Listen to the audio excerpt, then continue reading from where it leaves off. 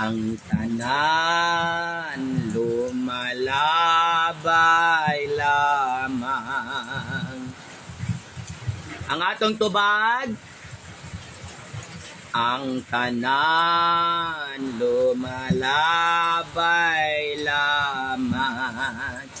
O yamot malaloyon nga kapalaran karong buntaga sa mga hurim-hurim og mga yam-yam atong ihalad kani-kaninyong tanan ng atong tubag. Ang tanan lumalabay lamang. Niining kalibutan na ayaw pagpalabi sa imong batasan, kay wala ka nahibalo karon unya kuhaon ka sa kahitasan, maong sa imong kamalditog kamalditag pagkahilabtanon chismosag pagkalibakira. Ayaw pasulabii kay basin unya sa mga oras ang imong kinabuhi tangtangon. Dili nimo mahibalan nga las na nimo nagininhawa. Ikaw gikuha na sa kahitasan tungod sa imong dili maayo nga batasan. Maong ikaw mintras buhi pa magbinuotan. Atong tubag, ang tanan lumalabay lamang. Sa imong ranggo karon, sa imong nakabot sa kinabuhi, sa imong kadato, ayaw ka nagipanghinambog ngadto sa uban. Ang gasa sa kahitas-ag mga grasya nga imong nadawat sa matag adlaw nga tanan, sa mga pobre ipang waig-waig, sa mga hinabang imo sila nga panabangan. Kay kung imong idinalo ang tanang mga butang niini nga kalibutam, timan iigsuon pamalandong gayod, wala kay mabitbit ngadto sa kinailadman sa yuta kung diin ka ilubong. Sa katapusan nimong gininhawa giingon pa na sa mga katigulangan nga unsang mga butangan niining kalibutan na wala jud kay mabitbit, wala jud kay madalamis kag usa sa takna nga mamatay nakamaong pagbinuotan. Ang atong tubag, ang tanan lumalabay lamang. Panggaaris pitoa ang mga tawo nga ubos pa sa imuha, ayaw silag tamaya, ayaw silag i-lockdown, ayaw intawon silag tamak-tamak yatak-yataki sa ilang mga katungdanan. Tungod kay ubos sila niini nga kalibutan, ikaw dato ka aduna kay gahom nga buhaton ang tanan, pero timan ikong gamhanan kaniining kalibutan na aduna pay mas gamhanan sa imuha. Siya tuan nagsudong sa tanan nimong mga binuhatan sa matag adlaw nga tanan, o kung diri sa kalibutan ikaw girespeto gihangad sa tanang katawhan, timan nga naapay dako kaayo nga tawo nga atong hangaron didto sa kahitasan, kinaulahi ang mga takna niini nga kalibutan.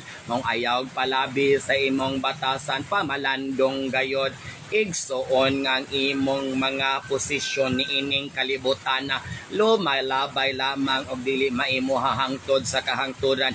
Maong panggaaris pituha ang ubos sa imuha kay kitang tanan ang atong tubag, ang tanan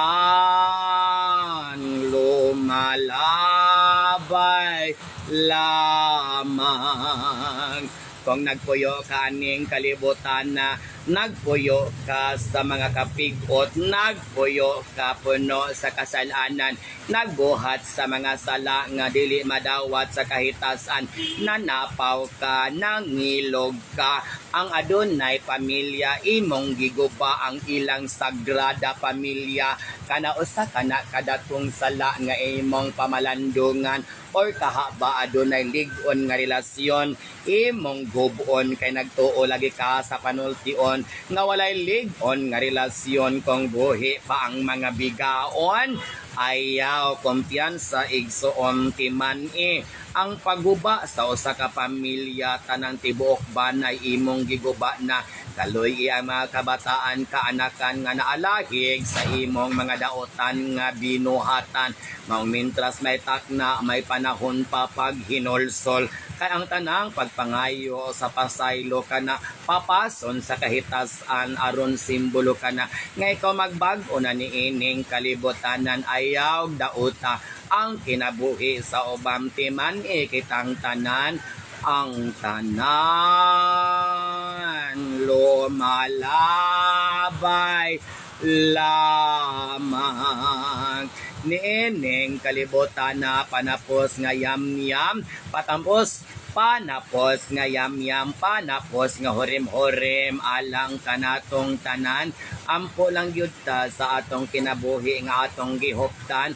Ampo ta nga magmaayo ra gyud ang tanan. Kita tawo lang makasasala dool sa temptasyon, kay ang tentasyon naa sa palibot lang maong atong pagakusgan ng atong hugot nga pagampo, pagsalig sa kahitasan nga gipaiway ta sa mga kadautag, mga katalagman og sa mga dautan nga manghitabo nga sa atong kinabuhi moabot ipaiway ta aron magbalipayon tang magpuyuan ning kalibutan na og sa mga panulay ilikay ta aron kita dili matintal sa mga tawhanon nga mga kalihukan og mga buluhaton nga dili angay nga makahatag nato kasalanan nga moy makaingon nga dili ta dawaton sa kahitasan mao nang mintras may oras pa pagbag-o, pagpasaylo, pasaylo, paghinolsol, pangumpisal na kay kitang tanan niining kalibutan na ang atong tubag ang tanan lumalabay